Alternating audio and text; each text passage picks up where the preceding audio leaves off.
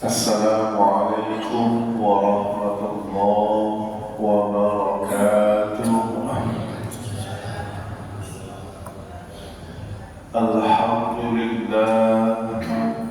الحمد لله الذي خلق السماوات والأرض والذي خلق الشمس والقمر والذي خلق الإنسان وعلمه البيان علم الإنسان ما لم يعلم.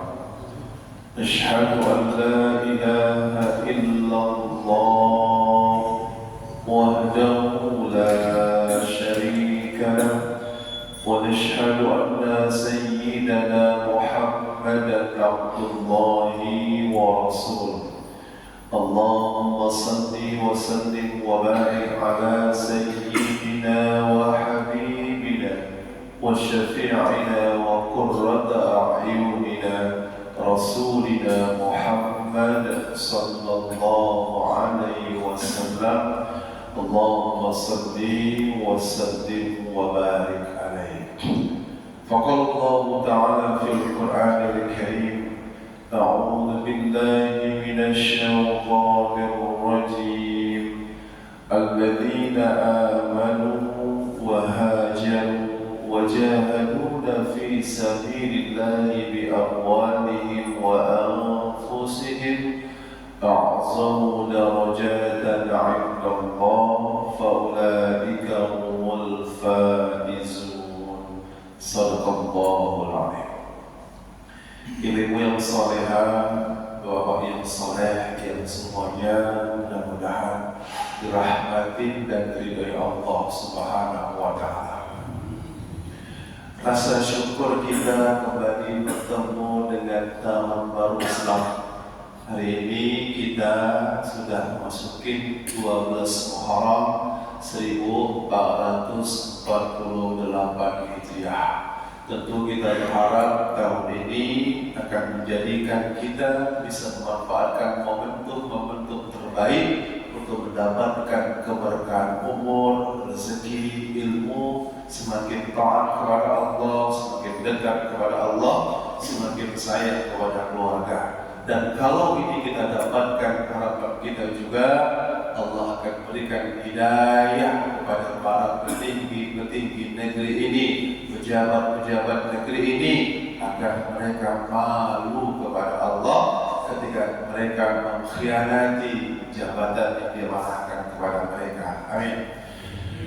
Kemudian setelah kita bersyukur kepada Allah, tentunya dengan mempergunakan semua nikmat yang Allah berikan kepada kita untuk terus melaksanakan perintahnya dan meninggalkan larangannya, tentu kita juga tidak pernah lupa untuk salawat dan salam kepada junjungan alam kekasih Allah, dialah Nabi kita Muhammad sallallahu alaihi wasallam.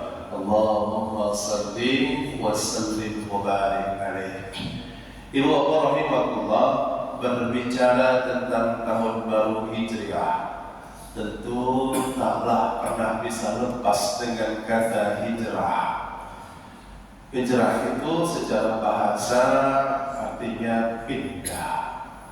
Namun pada kesempatan subuh kali ini kita tidak bicarakan hijrah makaniyah atau hijrah tempat tinggal. Ya, kita nggak perlu pindah dari Serdang ke Medan, Medan ke Aceh, Aceh ke Jakarta, belum perlu, belum saatnya. Karena saat ini tempat yang kita berada di atasnya berdomisili di sini itu masih dalam keadaan kondusif, insya Allah masih baik-baik saja. Baik-baik saja bagaimana? Di sini kan ada begal, ada, tapi jumlahnya masih tidaklah yang seperti yang kita takut. Ada narkoba, ada perjudian, ada, tapi itu taklah membuat kita terhenti aktivitas kita dalam beribadah, terutama ngaji-ngaji kita seperti ini kan. Na'udzubillah kan belum pernah dibubarkan, belum pernah diganggu, nggak pernah diterintimasi, kita bebas saja mengaji, maka nggak ada alasan kita untuk hijrah makanya. Daripada kesempatan subuh yang singkat ini, waktunya kita akan bicarakan hijrah maknawiyah. Kondisinya yang mau kita hijrahkan, terutama diri kita pribadi. Setidaknya ada beberapa aspek hijrah yang mau kita diskusikan, kita bicarakan, yang kita mohonkan taufik dan hidayah dari Allah agar Allah berikan kepahaman kepada kita. Yang pertama adalah aspek atau dimensi uluhiyah. Maksudnya gimana? Selama ini cara kita beribadah, ya, itu kadang-kadang masih tercampur debu-debu kesyirikan. Padahal Allah Subhanahu wa taala mengingatkan kepada kita, ya, wabil khusus di bulan-bulan haram itu ada satu larangan, Pak. Allah bilang dalam surat At-Taubah, a'udzubillahi minasyaitonir rajim. Inna 'iddatash syuhur 'indallah isna 'asyara syahran fi kitabillah. Jumlah bulan di sisi Allah itu ada 12 bulan banyaknya di kitab Allah, yaitu Lauh Al-Mahfuz. Minha arba'atun hurum. Namun sebelumnya jumlah bulan di sisi Allah ini ada 12 itu kapan adanya? Yauma khalaqas samawati wal ardh. Pada saat penciptaan langit dan bumi, nama-nama 12 bulan ini sudah ada. Minha arba'atun hurum. 4 di antaranya adalah bulan-bulan yang dimuliakan Allah, bulan suci yang diharapkan Allah. Maksudnya apa? Diharapkan Allah melakukan perbuatan-perbuatan tertentu. Apa itu? Fala tazlimu fihinna anfusakum. Janganlah kalian berbuat zalim kepada diri kalian. Luqmanul Hakim pernah berwasiat kepada anaknya, ya bunayya, la tusyrik billah, inna syirka la zulmun azim.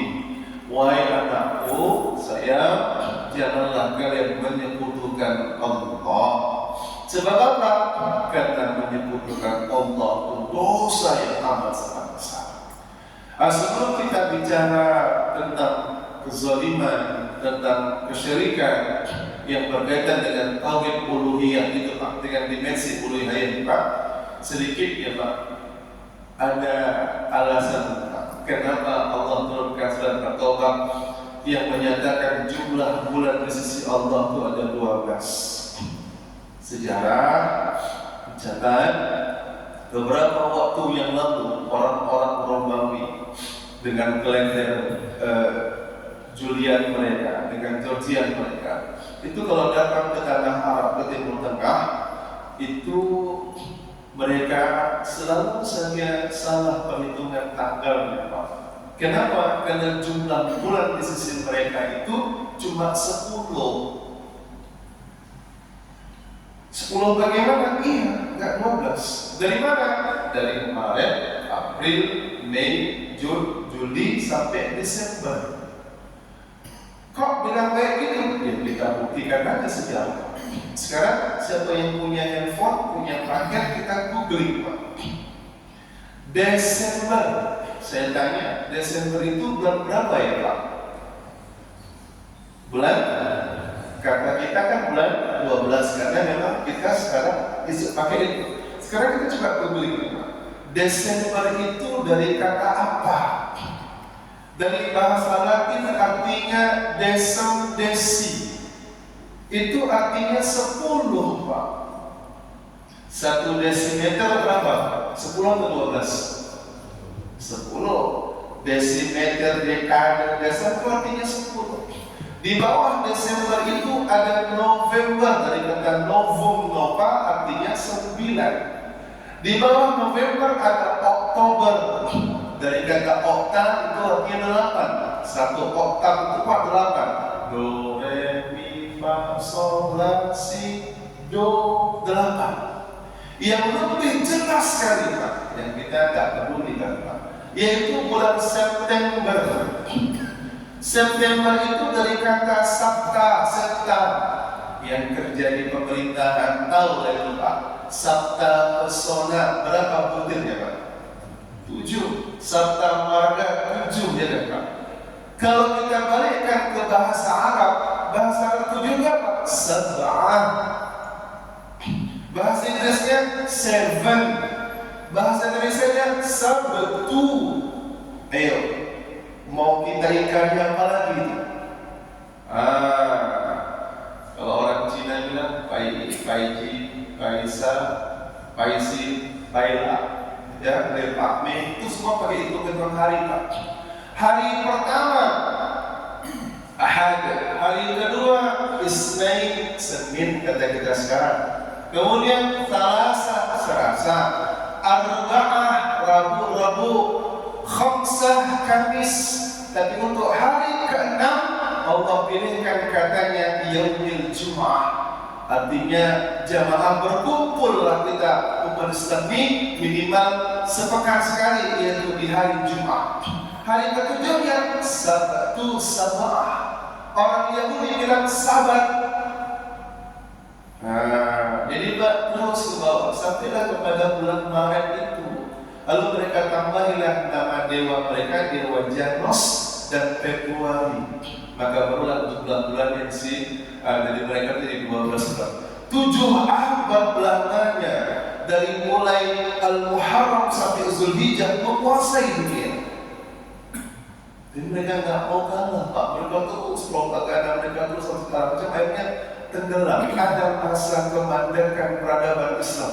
Padahal kita pernah mengalami masa keemasan, ya, masa kejayaan. Orang-orang Persia menyumbangkan banyak ilmuwan cendekiawan Muslim. Al-Khawarizmi itu dari Al-Khawarizmi, Ibnu Sena yang di bidang kedokteran itu mereka sebut dengan Avicenna, Ibnu Rushd, Averroes, itu semua luar biasa. Mereka pendahulu penulisan yang kebanyakan mereka itu dari Persia yang sekarang namanya Iran. Nanti kalau saya bahas sedang panjang, Pak, kita nggak bahas itu. Dan cukupkan pada di situ. Itulah alasan kenapa Allah menegaskan inna iddatash syuhur indallah isna asyara syahran. Jumlah bulan di sisi Allah itu ada 12 bulan banyaknya. Minha arba'atul hurum, yang 4 itu bulan-bulan mana dia? Zulqa'dah, Zulhijjah, dan yang ini namanya Al-Muharram. Satu yang terbesar jauh yaitu bulan Rajab. Bapak Ibu rahimahullah, Muharram istimewa. Tidak ada puasa sunnah yang lebih dicintai Allah di luar bulan Ramadan, ya, kecuali bulan Muharram. Bulan Muharram ini Pak, kita boleh berpuasa 1 bulan penuh. Kalau Sya'ban nggak boleh. Kita nggak boleh sampai 30 Sya'ban, nggak boleh. Kenapa? Menggabungkan Sya'ban dengan Ramadan itu tidak haram sebenarnya. Ya. Bahkan bagi orang yang tidak terbiasa puasa sunnah, sebagian ulama membatasinya sampai 15 Sya'ban, sampai nisfu Sya'ban aja. 16 sampai 20 dan 30-nya boleh, makruh. Bulan Zulhijjah yang lalu pun nggak boleh 90 puasa Pak. Yang boleh 90 puasa cuma Al-Muharram ini. Kalau nggak bisa sebulan, 10 hari. Boleh 10 hari, boleh. Zulhijjah nggak boleh 10 hari Zulhijjah Pak. Kita hanya boleh puasa dari tanggal 1 sampai tanggal 9 Zulhijjah. 10 Zulhijjah yang haram puasa di sana. Karena sudah termasuk hari tasyrik 10, 11, 12, 13 Zulhijjah. Jadi Bapak Ibu rahimahullah, 2 hari yang lalu Muharram ini Bapak Ibu rahimahullah memiliki keistimewaan, yaitu di hari Asyura, tanggal 10 Muharram, kemenangan para nabi-nabi Allah. Ini terbiasa sedikit Bu. Ini ada amalan yang sangat disukai oleh kaum ibu, tapi yang Dari hadis riwayat Imam Baihaqi, sebagian ulama mengatakan hadis ini dhaif, tapi karena banyak riwayat yang menjalankannya naik derajatnya menjadi hasan. Apa isinya? Isinya dalam bahasa kita, barang siapa saja di antara para suami yang melapangkan belanja istrinya, belanja anaknya di hari Asyura itu, maka Allah akan lapangkan rezeki si suami itu sepanjang tahun. Cocok, Bu? Sekarang saya tanya, Bu, tanggal 10 Muharram kemarin, hari Kamis kemarin, Ibu dapat uang belanja tambahan? Oh, nggak dikasih, Pak. Ada duitnya? Astagfirullah. Saya sebulan sekali kok sekarang kasih istri saya. Iya, sama, Pak, sama. Berapa Bapak kasih? 6 juta. Ya udah, kalau 6 juta sebulan misalkan, berarti satu harinya 200 ribu. Khusus di hari Asyura itu tambahin Pak 300 ribu ke 500 ribu. Cocok, Bu? Dari mana cocoknya? Bismillahirrahmanirrahim. Dengan nama Allah yang Maha Pengasih lagi Maha Penyayang. Bapak kalau mau disayang sama ibu, kasih uang belanja banyak-banyak. Cocok, Bu? Cocok aja kalau gitu-gitu. Baik, kita tinggalkan itu, Pak. Kita bicara hijrah tadi, Pak, ya. Bismillah. Jadi yang pertama yang mau kita hijrahkan itu apa? Dimensi uluhiyahnya, ya. Tauhidnya kita perbaiki, karena tauhid ini landasannya, pokoknya. Ya. Kalau fikih itu kan Pak syariatnya, hukum-hukumnya. Untuk bisa tegak syariat itu, hukum-hukum itu harus kuat tempat dia berpijak. Kalau tauhidnya nggak kuat, akidahnya nggak kuat, goyang itu Pak tempat dia berpijak. Ya. Jadi gimana? Yang selama ini kita masih bercampur dengan debu-debu kesyirikan, kita hijrahkanlah. Dan hari ini kita tidak akan bicara banyak tentang syirik akbar atau syirik jali, tidak cukup waktunya. Dan saya rasa kita pun sudah dalam level aman lah kalau syirik besar lah. Kan nggak ada lagi kita ya, Bu, yang mohon maaf ya, Bu, buat bubur merah putih dipakai takir itu ya, Bu, lalu buburnya ditokke dan disekolong tempat tidur. Kan nggak ada lagi yang kayak gitu ya, Bu, kalah itu lah. Kan nggak ada lagi yang masak bubur merah putih sama urap diletakkan di depan pohon pisang. Nggak ada lagi yang kan nggak ada yang dari kita yang nyembah api lagi, ya, Bu, nyembah pohon kayu.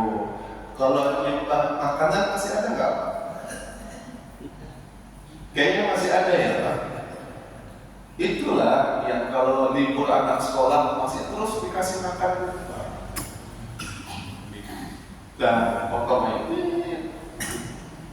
Jadi Bapak Ibu rahimahullah, lalu apa? Syirik asghar, syirik khafi, syirik kecil yang tersembunyi. Ini Pak yang mau kita jelaskan. Apa salah satunya?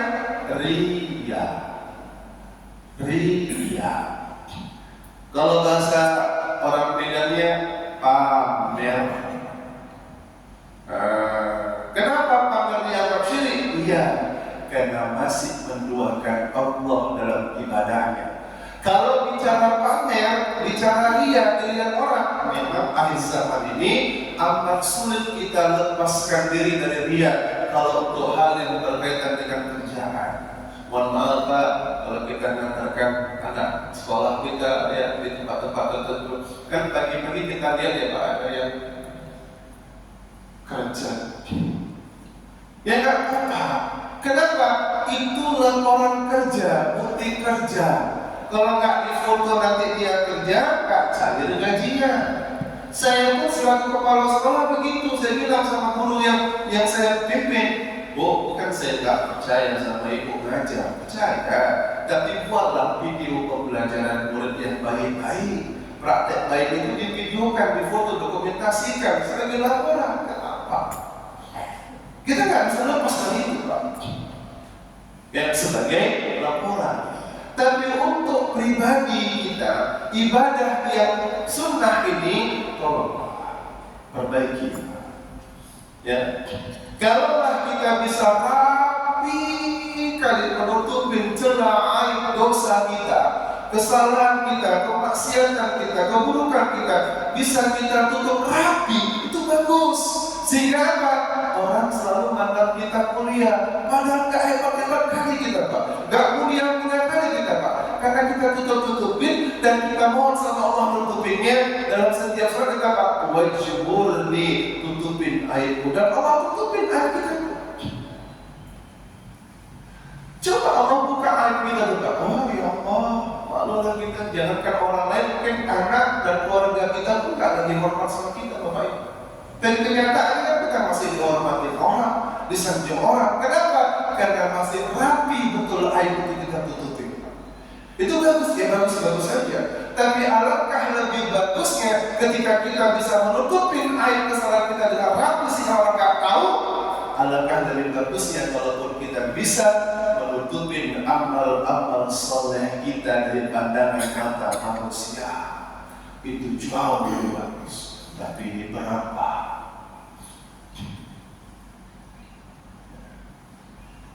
Menyantuni orang 10 orang kemarin, Pak.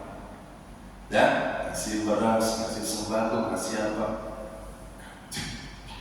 Alhamdulillah kami nyantuni pakai miskin 25 orang hari ini dan anak-anak yatim 200 orang. Alhamdulillah. Memang alhamdulillah, Pak. Ya, tapi sebenarnya kita juga nggak boleh buruk sangka, nggak boleh suuzon. Tapi kalau buat kita lebih baik nggak usah. Kenapa? Khawatirnya nggak bisa jaga hati. Senang dipuji orang, hebat keren ya, cepat enggak, oh iyalah, itu yang baik. Ya. Jadi kalau kita ibadah sunnah, cukuplah kita dan Allah saja yang tahu. Kalau ibadah wajib, nggak apa-apa Allah tahu, nggak apa-apa orang tahu. Seperti kita bapak kaum adat bapak-bapak nih, kalau sholat wajib yang 5 waktu ini kan, ya kita ke masjid dilihat orang macam mana tuh, sedangkan nggak pamer, ya nggak apa-apa dilihat orang. Malah ketika orang nggak lihat kita ke masjid, timbul fitnah. Loh, katanya Pak Darmanto baru pulang dari Mekah, kok nggak pulang lagi ke masjid? Apa karena dia mau diganti di BKM itu ya? Nggak pernah masjid lagi sekarang. Timbul fitnah orang karena nggak pernah nampak ke masjid. Ya, kalau yang wajib-wajib ya nggak apa-apa orang nampak. Tapi yang sunnah itu kalau bisa cukup kita dan Allah yang berapa rakaat duha kita, berapa rakaat tahajud kita, berapa infak sedekah kita, cukuplah kita dan Allah saja yang melihatnya. Sembunyikan dari pandangan mata manusia. Ustaz, aku perlu juga tunjukkan. Enggak usah. Engkau nggak perlu membuktikan engkau itu baik di hadapan siapapun, terutama di hadapan orang-orang yang terlanjur membencimu. Nggak bisa, Pak. Walau sejuta kebaikan ditampilkan di hadapan orang itu, kalau dia sudah terlanjur membenci kita, tidak ada artinya, kurang manfaatnya. Sebaliknya kalau kita buat salah berulang-ulang, tapi di hadapan orang yang terlanjur mencintai kita, suka sama kita, itu nggak pengaruh sama dia. Makanya perbaiki niatnya itu semata-mata karena Allah Subhanahu wa Ta'ala. Baik, kita singkat dulu ya. Yang kedua, di atas ria ini ada abangnya namanya sum'ah. Apa sum'ah ini, Pak? Memperdengar-dengarkan ibadahnya kepada orang lain dengan niat dia nggak lihat, dia bawa uang 100.000 rupiah dan uang 1.000 rupiah. Lalu ketika kota infak lewat, dia lipatlah uang 100.000 itu kecil-kecil dibungkus dengan uang 1.000, sehingga ketika dia masukkan ke dalam kota infak yang nampak cuma uang 1.000. Bagus, nggak lihat iya nggak riak, tapi abangnya ikut. Habis itu Pak, sum'ah. Udah lewat orang, udah lewat kota Ipa tuh, orang mau pulang di gereja. Bang, abang tahu dari mana? Aku sengaja Pak, beli Pak uang 100.000 kecil-kecil Pak. Aku tutupin pakai uang 1.000 tuh Pak. Biar gak riak, nggak mau sombong orangnya Pak. Aku gitu. Gak pernah aku pamer-pamer kalau dipakai besar-besar. Jadi aku tutupin lah uang 100.000 itu dengan uang 1.000. Itu Bang kalau mau infakku. Kira-kira gimana tuh? Maka habis juga pahalanya itu tadi. Kenapa? Dia udah menceritakan amal baik. Padahal baik tadi itu. Ternyata Bapak Ibu, yang berat itu menyembunyikan amal soleh kita. Menyembunyikan amal soleh orang bisa. Sebaliknya, menyembunyikan keburukan-keburukan kita bisa. Menyembunyikan keburukan orang berat. Memang begitu Bapak Ibu. Terangkan tangan. Ya. Dia masuk masjid, tengoknya berserak, ya. Tengoknya nggak ada orang. Sapu-sapunya dibersihkan rapi. Ya. Datanglah orang masuk ngaji atau apa gitu ya, Bu. Udah bersih masjidnya ya. Tadi aku tengok pagi tadi berserak-serak. Nggak ada yang nanya dia. Dia ngomong, oh iya Pak, itu tadi saya sekali saya cepat datang. Dia bisa sapu-sapu orang saya bersih-bersihkan. Saya orang yang gitu Pak, nggak suka dengan yang jorok-jorok. Dia sih secara sangat perhatikan. Ini kok udah banyak aslinya. Alhamdulillah lah Pak. Saya kalau dapat rezeki gitu, saya nggak suka koyak-koyak. Ini saya berikan kasih baru apa? Ya alhamdulillah Pak. Alhamdulillah. Tapi sebenarnya dia nggak puji Allah, dia sedang puji dirinya sendiri. Itu namanya sum'ah, memperdengarkan amal solehnya, mengiklan-iklankan kebaikannya. Bahasa gampangnya mencerita-ceritakan kebaikan di hati. Ya. Siapa yang paling punya peluang untuk batal pahalanya dengan dua penyakit ini? Ya siapa lagi kalau bukan kita ibu-ibu sebagai mama-mama, kami bapak-bapak sebagai ayah-ayah. Maksudnya gimana Ustaz? Bu jawab ya Bu. Yang paling letih capek bekerja di rumah, ya itu ibu atau bapak? Yang mencuci pakaian ibu atau bapak? Laundry Pak sekarang. Dari tahu Pak laundry sekarang nggak ada lagi kalau itu. Yang masak ibu atau bapak? Catering Pak, udah nggak capek lagi lah ibu. Udah kurang lah pahala. Kalau dulu Bu, wah ya Pak, setiap tetes air yang menetes di cucian yang Bapak Ibu jemur tuh berubah 5.000 tes. Subhanallah. Sekarang kan ada lagi deh Pak, ambil laundry.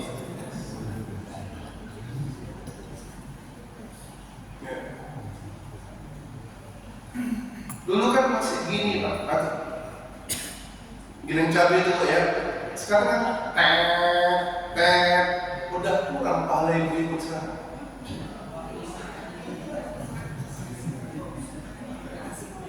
Apa Bu? Oh masaknya lagi Pak. Maaf Bu, jadi kekurangan pahala ibu.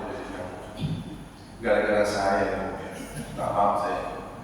Jadi Bu, maaflah kita tinggalkan teknologi yang sekarang ini. Kami nggak pakai mesin cuci Pak, kami nggak pakai blender, masak sendiri semua sendiri, ya.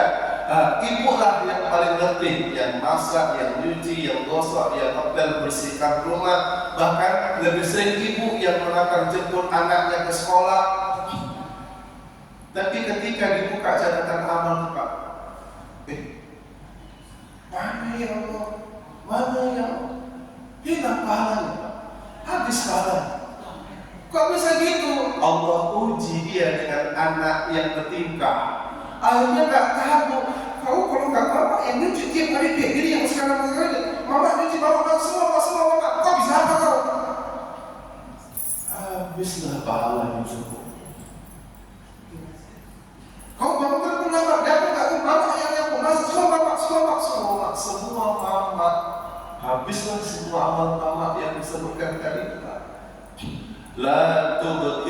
sadaqatikum bil man wal azab. Janganlah batalkan pahala sedekah kalian itu dengan menyebut-nyebutnya.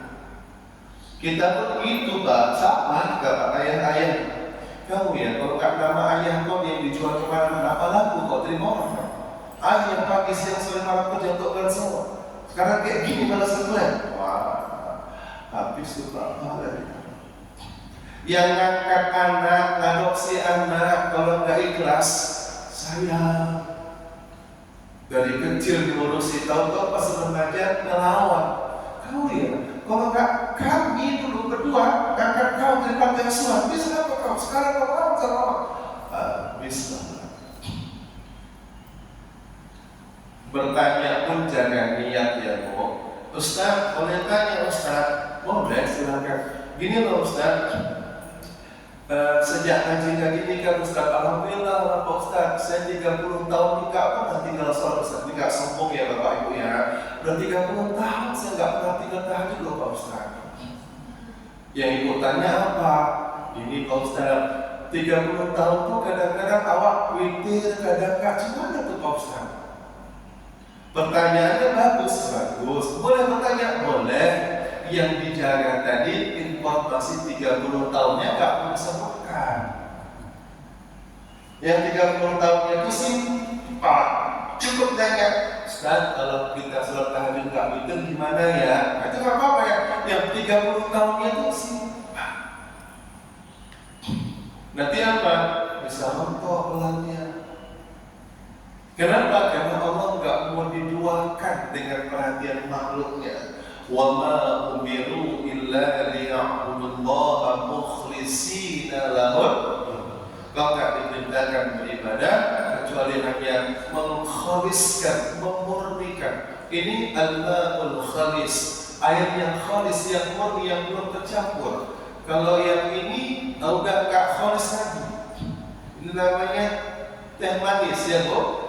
Saya teh manis, ini rasanya manis ya Pak. Coba dulu ya Pak.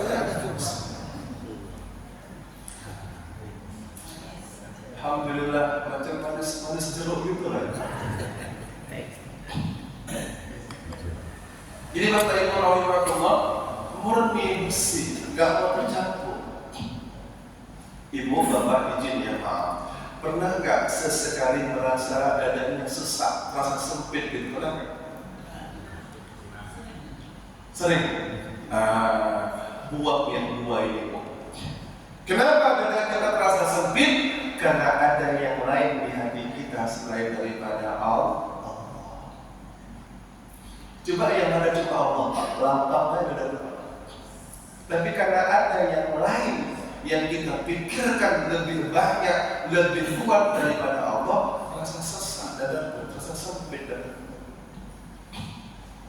Saya punya pengalaman, dan kalau ini membatalkan pahala saya, yang saya serahkan kepada Allah. Tapi ini gambaran.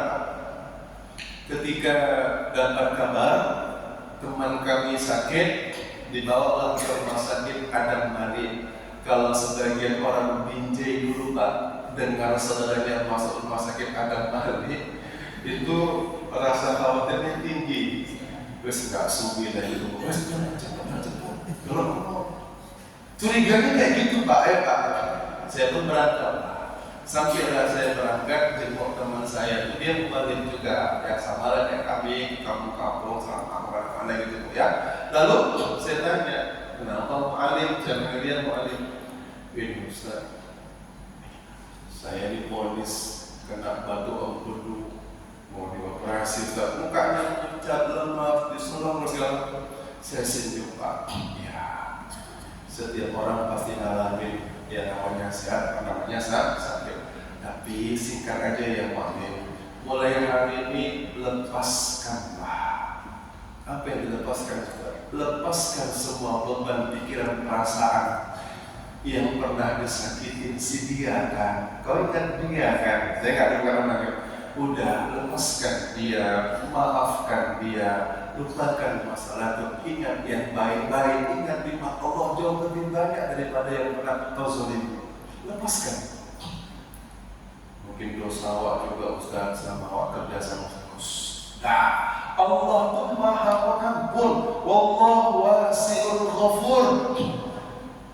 Selagi kita masih mau melapangkan dada kita, membuka diri kita, memaafkan kesalahan orang, melepaskan semua beban kita, Allah pun akan ampunkan dosa-dosa kita yang mudah. Tapi masalahnya kita ambil hak lebih daripada hak Allah. Kita dendam, kita simpan sakit hati kita, jengkel kita, kesal kita, berlebih-lebihan. Itulah yang membantu itu, Pak. Akhirnya darah nggak lancar, dada terasa sempit, sesak. Begitu ya Ustaz, lepaskan, senyumlah. Ustaz, tarik nafas, ingat di Allah. Ya, itu aja lah Pak, lebih kurangnya yang kami sampaikan. Akhirnya gak berapa lama kemudian dapat kabar dia pulang dari rumah sakit, Pak. Yang senangnya bukan sekedar pulang, Pak, karena dia bilang, alhamdulillah Ustaz, saya gak jadi operasi, bersih semua itu Ustaz. Ini apa kata Rasulullah? Inna fi jasadi mudghah wa idza salahat jasadu kullu wa idza fasadat jasadu kullu ala wa hiya qalb. Dalam tubuh manusia ini ada segumpal darah. Kalau yang segumpal darah itu bagus, ya bagus dari ujung rambut ke ujung kaki. Tapi kalau yang segumpal darah itu bermasalah, ya nggak baik, ya buruk lah yang sini. Maka baik buruknya habibnya itu yang mau kita serahkan. Ya. Lalu yang ketiga Pak, abangnya Su'ah nih Pak, ini yang lebih menakutkan. Kenapa? Kalau dia pasti bisa selamat, ada yang sayang sama dia. Bang, kalau abang ibadah bantu orang, gak usah foto kali Pak. Udah Pak, cukup kita ya Pak. Nanti takutnya habis pahalanya Pak. Oh iya astagfirullahaladzim. Lalu cerita ibu tuh, kalau nggak aku mabuk, kalau ibu udah bantu orang ya. Hakikatnya bukan ibu yang bantu, Allah cuma pinjam tangan ibu, menitipkan rezekinya di tangan ibu untuk bantu orang itu, bukan ibu yang bantu. Oh, ya. Makasih lagi ingatkannya. Selamat ibu. Tapi yang ketiga yang lebih bahaya Pak, ujub, bangga diri, sombong yang tersembunyi. Orang gak lihat dia ibadah, orang gak tahu dia gak cerita, tapi diam-diam hatinya berkata-kata. Ditengoknya masjid Tubain, tergerak hatinya, bantulah 50 sak semen. Dan dia pun gak mau disebutkan namanya. Berhati hamba Allah. Oh iya, terima kasih Pak. Hamba Allah 50 sak semen. Lalu apa yang terjadi Bapak Ibu rahmatullah?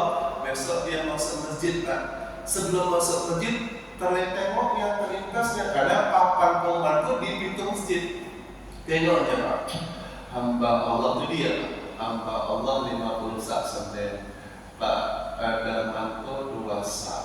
Pak, ini 1 sak. Ibu ini 1 sak. Dan berapa kali 5 sak, 2 sak. Cuma dia yang 50 sak dalam hatinya. Orang kampung ini mana ada yang sebanyak 50 sak. Cuma aku mulai 50 sak. Sedih ada orang kampung. Habis. Ya. Misalkan Bapak kita ini kan muazzin, suaranya bagus, ya. Sehingga kita menikmati azan-azan beliau. Suatu saat beliau terlambat datang, entah siapa suruh maju azan nggak enak Pak. Kalau batin bilang sokan dia aja, suara enggak baru tadi yang baca habis Pak.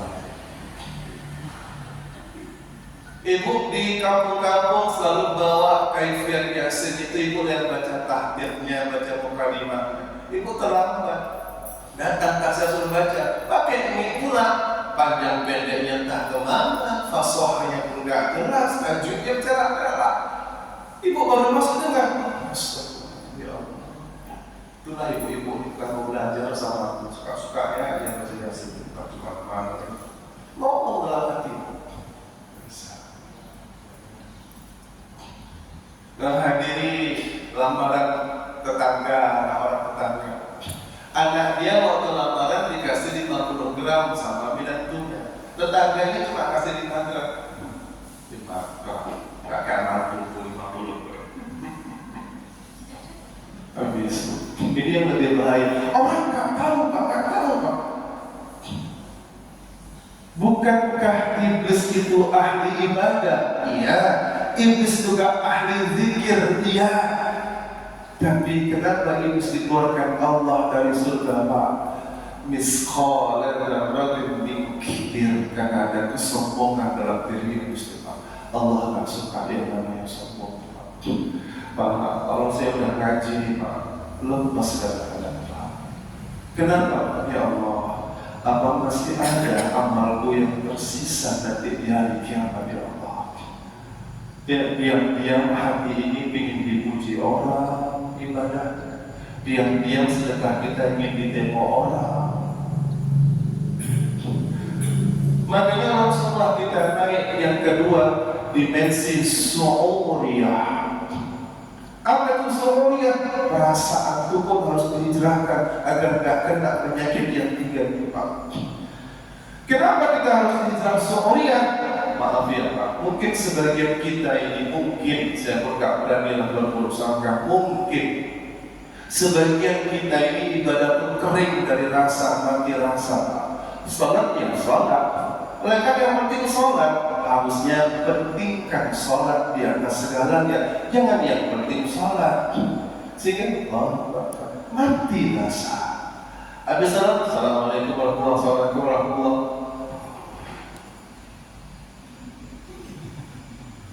Ada nggak yang gitu? Gak mau sejenak. Lebih mau deh. Dikit-dikit banget, beda lah. Abis dia main handphone, so lagi deh. Allah Akbar. Kering rasa. Ya, apa salahnya duduk sebentar, pikir. Ya Pak. Jadi tak ada sahabat Nabi. Ini memukul perasaan harusnya Pak. Sahabat Nabi itu ketika dia berwudu Pak, gemetar tangannya itu Pak. Lalu luka ini pucat pasti. Selesai berwudu tanya sama yang lain Pak. Wahai sahabatku, kau baik-baik aja, kau sehat. Alhamdulillah. Kenapa tadi pas berwudu kau lihat kau gemetar tangan, wajahmu pucat? Dia sedih Pak. Wahai sahabatku, tidakkah kau sadar pada saat kita berwudu tadi kita sedang dilihat oleh Zat yang Maha melihat kita. Dialah Allah yang melihat kita. Apa kita boleh cakap-cakap? Apa kita kita bercakap-cakap sementara ada yang mata kita? Jadi yang sahabat tadi Pak, dari wudu sudah khusyuk itu bermula Pak. Ini nggak ada lagi harus kita cakap-cakap di kamar mandi itu tak ada. Begitu juga Abu Bakar Siddiq radhiyallahu anhu ketika disuruh jadi imam, jangan aku, yang lain aja. Apalagi ketika Rasulullah SAW nggak berani Pak. Kenapa? Nanti kalau aku imam terganggu yang di belakang. Kok bisa? Iya. Kenapa? Abu Bakar tuh Pak, baru aja meletak berat-berat ihram dan nangis dia Pak. Wow. Aku takut nanti orang terganggu katanya dengan tangisnya itu Pak. Kenapa? Hidup rasanya. Dia tahu bagaimana sadarnya dia di hadapan Allah. Kenapa? Karena dia ngalamin rasa itu. Kayak saya tadi lah Pak, kan saya tahu rasa karena saya minum. Bapak pada tahu rasanya kalau Bapak minum tahu. Ibadah itu begitu, dialami, dirasakan. Jadi ada satu perasaan yang hilang selama ini. Sholat, zikir, zikir. Tapi nggak ada rasa Pak. Jadi sahabat-sahabat itu nggak baca lagi. Gemetar. Umar itu paling cengeng kalau dari ibadah. Walaupun dia tegas Pak, tapi dia kalau dari nangis ya. Bukan nangis itu bukan tujuan ya Pak. Salah juga. Kalau sholat untuk nangis salah. Tapi dengan sholat itu Pak, tiba-tiba nggak tahu Pak, rasa itu datang dari itu namanya zuk, rasa yang Allah berikan. Jadi mau tak berapa ihram aja kok nangis ya. Macam mana kan? Ya harusnya kita pun nangis. Kenapa Pak? Tertangkap basah, kata guru kami. Apa kau gak malu kau tertangkap basah di hadapan Allah? Allah, ini tanganmu nih pernah tangan-tangan kontrak haram, pernah ngambil barang orang, pernah manipulasi data, pernah nyentuh yang bukan hakmu, pernah ngambil yang bukan hakmu. Apa kau gak malu di hadapan Allah kayak gitu? Rasa malu ini Pak sudah hampir-hampir hilang sirna di hadapan para pejabat-pejabat kita. Jangan-jangan kita pun udah hilang rasa malunya. Udah jelas-jelas salah, kau mundur. Malu kita sama orang-orang yang katanya nggak nyembah Allah, nyembah matahari di Jepang sana. Ada bencana alam, nggak berhasil karena menteri-menterinya mundur Pak. Dan yang bahas pas negara kita,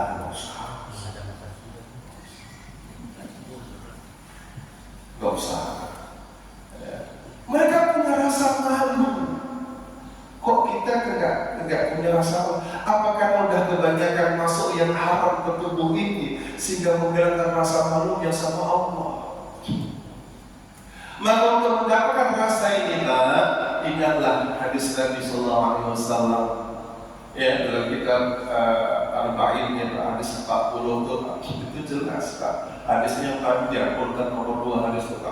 Datanglah malaikat Jibril berjubah putih, rambutnya panjang, tak nampak tanda-tanda dia dari berdalam. Lututnya dengan lutut Rasulullah berhadapan-hadapan langsung nanya, ya Muhammad, ya akhbirni anil iman, akhbirni anil Islam. Kita gak bahas imannya, gak bahas Islamnya. Yang dibahas adalah akhbirni anil ihsan, kabarkan kepadaku tentang ihsan itu. Apa kata Rasulullah? Al-ihsanu an ta'budallaha ka'annaka tarahu fa in lam takun tarahu wa innahu yarak. Ihsan itu adalah kau sembahlah Allah seolah-olah engkau mampu melihat Allah dengan mata kepalamu, namun ketika mata kepalamu tak bisa melihat Allah, yakini saja Allah sedang melihat dirimu. Di dalam kajian-kajian tertentu Pak, itu kan harusnya kita bisa naik ke level musyahadah. Musyahadah itu apa Pak? Level persaksian, menyaksikan kehadiran Allah. Syahadat itu kan harusnya bersaksi. Bersaksi itu apa? Pakai kata. Selama ini syahadat kita masih pernyataan, belum persaksian. Asyhadu an la ilaha illallah. Itu kan pernyataan mulut kita. Persaksiannya mana? Gitu. Aku menyaksikan tidak ada ilah yang layak disembah kecuali Allah. Itu kan masih pernyataan, belum persaksian. Kira kita belum mungkin level kita membahas tentang makom musyahadah. Dan tidak turunlah satu level namanya makom muraqabah. Itu merasa diawasi, merasa dilihat, merasa ditonton, merasa diperhatikan sama melihat, yaitu Allah. Kalau udah kayak gitu Pak, apa masih punya celah peluang untuk berbuat maksiat? Makanya ketika kita menyembah Allah, belajarlah untuk kenal-kenal Dia dulu Pak. Ya. Kalau ada yang bertanya, sebenarnya kata Imam Ali gak layak Allah ditanya di mana. Cuma namanya manusia nih Pak, kata anak sekarang keponya itu tinggi, rasa ingin tahunya itu tinggi Pak. Di mana Allah? Kata jawaban Allah Pak, wa idza sa'alaka 'ibadi anni fa inni qarib. Kalau ada yang bertanya tentangku yang Muhammad, katakan aku itu dekat. Ini dikasih kata kuncinya sama Allah. Seberapa dekat si Allah itu? Wa nahnu aqrabu ilaihi min hablil warid. Bahkan kami lebih dekat daripada urat leher kalian sekalipun. Ada ulama yang menafsirkan takwilnya itu bukan zatnya yang dekat, tapi penglihatannya, pengetahuannya, ilmunya. Oke lah kita terima itu gak apa-apa. Walaupun ada juga ulama yang berani menafsirkan, ya zat-zatnya memang begitu dekat. Allah ini meliputi alam semesta ini. Nah, dua-duanya sudah karena pilih yang mana? Kenapa? Wa huwa ma'akum aina kuntum. Dia bersama kalian dimanapun kalian berada. Apa masih ada celah kita buat dosa? Kalau kita yakin, kita pastikan, tanamkan akidah di segala rasa kita. Mau kemana pun kita hadapkan wajah kita, di situ ada wajah Allah. Bukan berarti Allah banyak, enggak, Allah meliputi alam semesta ini. Maaf ya Pak, yang lebih dekat dari urat leher kita itu apa? Di diri kita Pak. Kalau bicara zat, ya, apa nilainya? Ya. Apalagi kalau bukan yang masuk naik turun itu Pak. Apa itu Pak? Nafas. Ruh Allah kirimkan ke dalam jasad ini. Namanya berubah menjadi nafas. Wa nafsin wa ma sawwaha fa'alhamaha fujuraha wa taqwaha. Nafasku yang naik. Itulah yang dekat sekali. Tapi kita nggak sadar kehadirannya. Sehingga kok bisa jauh seorang yang mikirkan yang di sana, yang padahal yang dekat bersama kita Pak. Makanya orang Pak biar sekali hidup rasa ketika sholat Pak, dia ikutin imam sholatnya. Kalau syariatnya yang dalam inilah imam kita, hakikatnya siapa Pak? Ya dialah yang naik turun itu yang kita ikuti. Pas dia naik sampai pukul 25, bismillah Pak bermula. Allahu Akbar. Terus pas dia naik lagi, Bismillahirrahmanirrahim. Habis naik lagi Pak.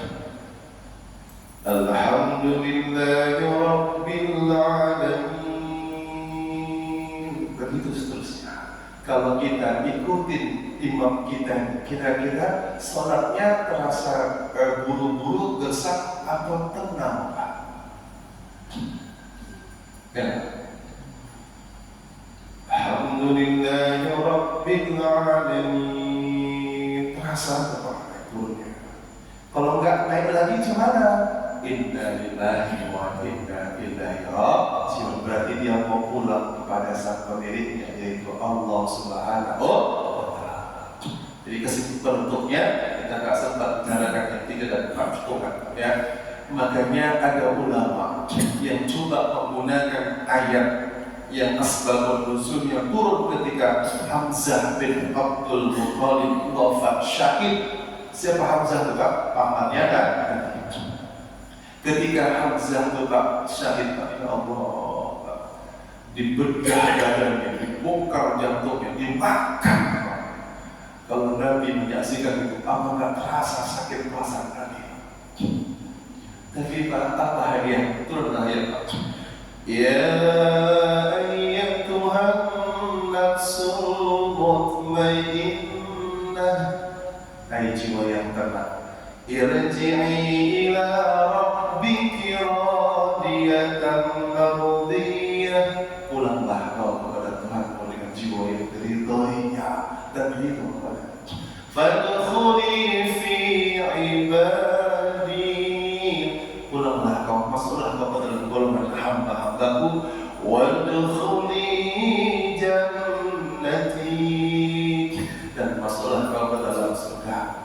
Jadi Pak, kalau kita mau tarik hikmahnya Pak, surga itu tempat orang-orang yang tenang. Jadi yang dipanggil Allah itu siapa Pak? Yang jiwanya tenang. Kalau sholat belum tenang, berarti ada yang salah dalam pelaksanaannya dan rasanya. Makanya Pak, ada ulama yang coba mengkaitkannya, ya ayyatuhan nafsul mutmainnah, hai jiwa-jiwa orang yang sedang sholat, tenanglah, irji', kembalilah ingatanmu, pikiranmu kepada Rabbmu. Makanya dalam zikir-zikir mazhab Syafi'i itu Pak, ada satu zikir yang Masya Allah, itu harusnya kita dapatkan maknanya. Yang mana itu? Hasbi Rabbi Jallallah ma fi qalbi ghairullah Nur Muhammad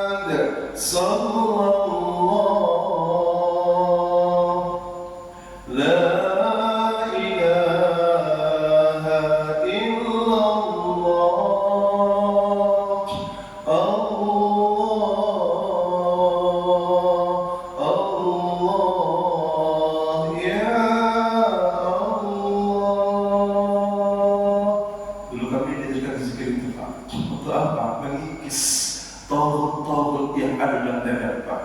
Ma fi qalbi ghairullah. Gak ada yang lain di hati kecuali Allah. Biar lapang. Kalau gak terasa sempit, makanya Nabi Musa Pak dikasih Allah senjata. Apa senjatanya? Doa untuk menghadapi Fir'aun laknatullah. Apa doa yang diminta Nabi Musa Pak? Rabbis rahli sadri. Apa yang diminta Pak? Minta lapang dada. Kalau menghadapi persoalan sekecil atau sebesar apapun gak lapang dada, berat selesainya Pak. Lapang dada dulu. Kalau udah lapang dada, wa yassir li amri, maka mudahlah urusan. Izin ya Pak, saya mohon maaf kali saya belum dapat pokoknya yang mau saya ambil untuk orang sekarang ini Pak. Maaf kalau nggak sependapat, saya lagi mohon maaf. Sebutlah satu tokoh Nasrani namanya Anies Baswedan. Ini mohon maaf ya, saya nggak maksud apa-apa. Saya sering lihat tampilan luar beliau tuh kalau lagi debat, lagi ceramah tetap senyum aja Pak. Saya bilang kok bisa tenang orang ini, difitnah, tetap tenang aja Pak. Ya. Si Fatimah dan wakil BEM UI itu Pak, si perempuan tetap tenang dia. Ya Allah, bisa nggak kayak gitu? Kita mau tetap naik emosi kita, tapi dia tetap tenang. Berarti orang lebih hebat dari kajian UI di hari ini. Rabbis rahli sadri, tenang lapang.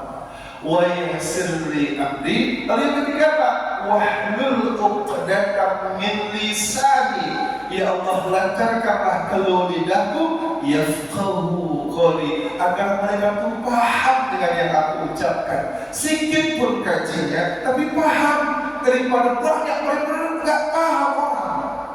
Jadi kalau ngomong sama suami, gitu Bu. Rabbis rahli sadri, wa yassir li amri, wahlul 'uqdatam min lisani, yafqahu qawli. Nggak usah minta-minta lagi sama suami Bu, minta yang sama Allah. Pulang ke rumah beras habis, udah katakan, ya Allah beras habis. Nanti pas suami lewat, ya Allah beras habis. Jadi Rasulullah SAW hebatnya Nabi Muhammad itu, Nabi Muhammad gak dapat doa itu, tapi dikasih hadiah sama Allah. Apa hadiahnya? Alam nashrah laka sadrak. Bukankah telah kulapangkan dadamu ya Muhammad? Allah kasih lapang dada Muhammad. Alam nashrah laka sadrak wa wada'na anka wizrak alladhi anqadha zahrak. Apa maknanya? Wa rafa'na laka dhikrak. Diangkat derajat Nabi Muhammad. Apa hiburannya? Inna ma'al usri yusra. Jadi kalau dikasih masalah, jangan tengok salahnya, tengok emasnya. Mas salah, yang ditengok emasnya Pak, jangan salahnya. Dalilnya mana? Ini inna ma'al usri yusra. Sesungguhnya bersamaan kesulitan itu ada kemudahan. Jadi yang ditengok apa? Yang mudahnya aja yang ditengok, jangan sulitnya. Biar supaya apa? Biar gak sempit hatinya, biar lapang dada, biar gak ngeluh aja. Dah gimana kau ini? Semua kena pajak, ya mahal. Ngeluh ya. Enak. Rezeki itu hadiah bersama Allah. Ya kita resah ya boleh, tapi jangan terlalu banyak mengeluh. Kenapa? Selalu ada peluang-peluang terbaik yang Allah berikan sama kita. Jadi kalau kita sholat dengan rasa, zikir dengan rasa, sedekah dengan rasa, ibadah haji dengan rasa, semua ibadah maupun ghairu makhluk maupun ibadah makhluk dengan rasa, masya Allah, nikmat Pak. Ya, kenapa orang haji itu bisa nangis ketika dia wukuf di padang Arafah? Karena rasanya hidup Pak, rasa bertuhan. Saya tutup, saya pernah gantikan di khutbah kalau saya tidak salah ya Pak ya. Banyak orang merasa mengenal Tuhan, tapi nggak merasa bertuhan. Apa contohnya?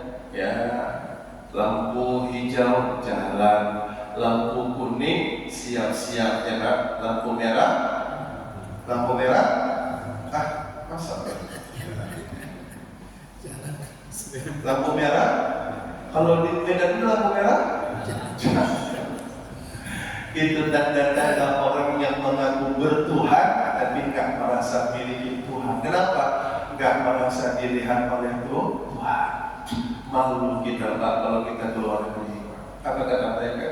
Is that what your religion teach you about God? Is that what your God teach you? Apa kayak gitu Tuhan dan mengajarkan? Kalau sama benda yang nampak aja nggak bisa patuh, bagaimana dengan zat yang nggak nampak dengan mata kok bisa patuh? Maka tadi saya bilang, kalau kita belum bisa bermusyahadah, belum paham maksudnya menyaksikan kehadiran Tuhan dari Allah itu, paling tidak sadarlah Pak, kita sedang dilihat oleh Allah. Itu namanya muraqabatullah, merasa diawasi oleh Allah. Kalau ini udah bisa kayak gini, ibu insya Allah nggak lagi dapat dosa mulutnya maju kalau bertengkar sama suami. Suami ini kan males berdebat ya Pak. Pikirlah suami. Pas suami tinggi apa yang ibu buat? Ibu nggak pernah gitu kan Bu? Oh benar juga. Kalau dia udah merasa diawasi Allah nggak berani untuk juga. Kenapa? Walaupun suaminya nggak lihat, Allah lihat. Itu dulu lah ya Pak yang bisa kita sampaikan. Kalau mau dilanjutkan ya saya stop aja ya Pak. Tapi mungkin ada yang punya aktivitas dan sebagainya. Yang jelas kita mau hijrah. Pertama, uluhiyah, bebaskan tauhid kita dari segala sesuatu yang bercampur-campur debu kesyirikan. Bersihkan. Banyakin istighfar. Amalannya banyak-banyakin istighfar. Istighfar yang gimana? Maaf ya Pak, satu lagi ya. Izin umur Bapak berapa? Berapa? 44. Kalau mau ikut ya Pak, sekali-sekali duduk di satu waktu istighfarnya 44 kali sebanyak jumlah umur Bapak. Pernah buat itu Pak? Belum? Coba ya. Kalau mau coba ya, duduk sebanyak jumlah umur kita. 50 kali Pak. Astagfirullahaladzim. Ya, tarik nafas dulu. Sebanyak jumlah. Lalu sudah selesai, istighfarkan juga seluruh anggota tubuh kita Pak, dari ujung rambut sampai ujung kaki, istighfarkan juga. Astagfirullahaladzim. Terus ke kepala ini Pak. Astagfirullahaladzim. Yang pernah buruk sangka, mikir yang enggak, istighfarkan. Matanya astagfirullah. Bukan cuma lihat yang haram, cara melihat yang haram pun juga kita istighfarkan. Bagaimana cara melihat yang haram itu? Nengok orang enggak sebetulnya Pak gini Pak. Saya nengok Pak itu dosa itu Pak. Masuk masjid, askan dapat Pak. Ini masuk masjid yang orang Pak. Gak boleh Pak. Nengok orang langsung nengok gitu. Ya Bu? Murid Yasin terlambat bawa tas baru. Assalamualaikum. Itu juga dosa istighfarkan. Astagfirullah. Terus, itu dulu lah amalannya. Namanya benar ya Pak, istighfar itu. Nanti rasakanlah bedanya.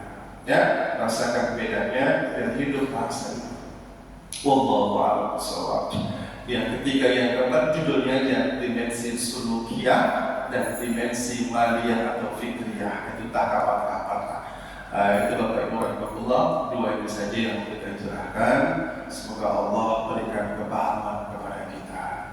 A'udzubillahi minasyaitonir rajim. Bismillahirrahmanirrahim. Alhamdulillahi rabbil alamin. Assalatu wassalamu ala asrafil anbiya'i wal mursalin wa ala alihi wa ashabihi wa sallam ajma'in. Allahumma faqihna fid din وعلمنا بالتكوير واجعلنا للمتقين إماما. اللهم إنا نعوذ بك من علم لا ينفع ومن قلب لا يخشع ومن نفس لا تسمع ومن دعاء لا يستجيب له. اللهم إنا نسألك علما نافعا وعملا صالحا متقبلا ورزقا واسعا حلالا طيبا وقلبا خاشعا ولسانا ذاكرا وتوبة نسوها وتوبة قبل الموت ورحمة عند الموت ومغفرة بعد الموت. اللهم هون علينا في سكرات الموت والنجاة من النار والعفو عند الحساب. ربنا اغفر لنا ذنوبنا ولوالدينا وارحمهم كما ربونا صغارا ولجميع المسلمين والمسلمات والمؤمنين والمؤمنات الأحياء منهم والأموات برحمتك يا أرحم الراحمين. ربنا آتنا في الدنيا حسنة وفي الآخرة حسنة وقنا عذاب النار. وصلى الله على سيدنا محمد النبي الأمي وعلى آله وأصحابه وسلم أجمعين.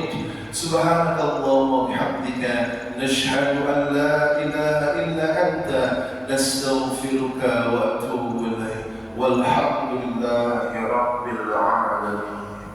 Terima kasih Ibu Bapak yang saleh dan salehah atas perhatian dan kesempatan.